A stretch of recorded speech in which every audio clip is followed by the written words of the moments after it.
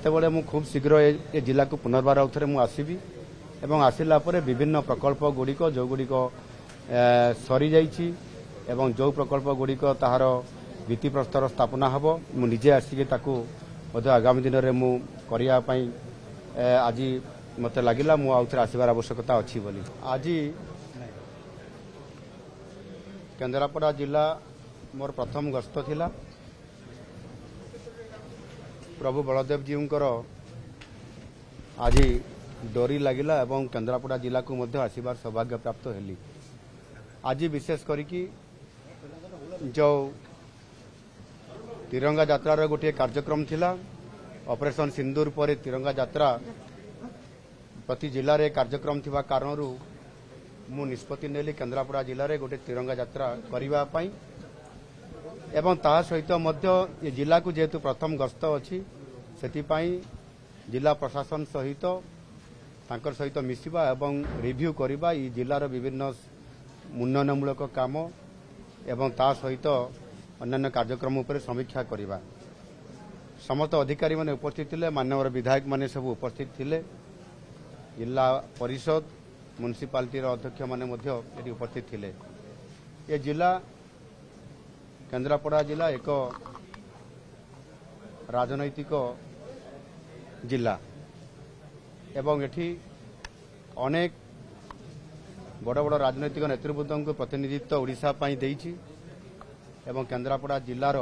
विकास क्षेत्र में निश्चित भाव में तांकर अवदान थिबो। मु निश्चित भाव में आज जो आलोचना हला एवं किछि डिमांड मध्य जिलार रहिला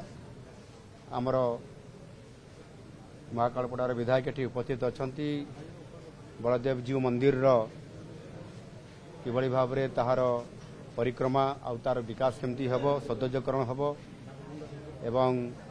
जम्बू मार्साघाई केनाल कथा एवं ता सहित मध्य एटी ये जिले में अधिक केमती वाटर रिसोर्स डिपार्टमेंट जमती आईएसएस हबो एवं आपंकर अन्यान्य प्रोजेक्ट हबो, ये समस्त कथा को साने फोकस करिसंती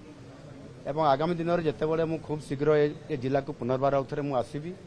एवं आसिला परे विभिन्न प्रकल्प गुड़िक जो गुड़िक सरी जाइछि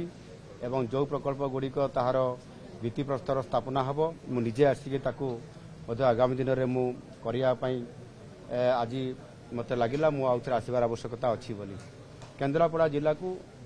आगको नेबारे एवं अनेक काम मध्य एठी भलो हेइछि, जेमिति सुभद्रा योजना रे ये ओडिशा रे द्वितीय स्थान अधिकार करछि। ये जिला लाखपति दीदी बनैबारे मध्य ए जिला द्वितीय स्थान अधिकार करिछि एवं एठी पेडी पेकरमेंट रे भलो एठी चाषीकर पाई जहाँ व्यवस्था करिया कथा करा हिछि। मोटामोटी भाव में जलसेचन व्यवस्था को आउटे वृद्धि करिया पई पड़िबो एवं पीबा पानी रो जो साधारण समस्या अछि एथिरे माने लुणा जल एवं किछि जगार वाटर स्कार्सिटी मध्य अच्छी जो थे कि बहुत गभीर बोरवेल कला पर जाकर से मधुर जल बाहर। ये समस्त कथा को देखला परे मोटामोटी भाव में जिले में लॉ एंड ऑर्डर सिचुएशन आज दिन में मोटामोटी ठीक अच्छी। आगामी दिन में आहरी किभली भाव में ये जिला को विकास क्षेत्र में आग को नहीं हेबो, ओडिशा रे केन्द्रापड़ा जिला को 1 नंबर करा जिवो एवं से मेडिकल कॉलेज कथा आसी एवं आपंकर इंडस्ट्री कथा आसी जो इंडस्ट्री गुड़िक एठी आसीचंती तांकर कार्यक्रम किभली भाव में स्पीड हेबो निश्चित भाव में एठी जेमती आरसेल मित्तल आसी एवं ताहा सहित मध्य आपंकर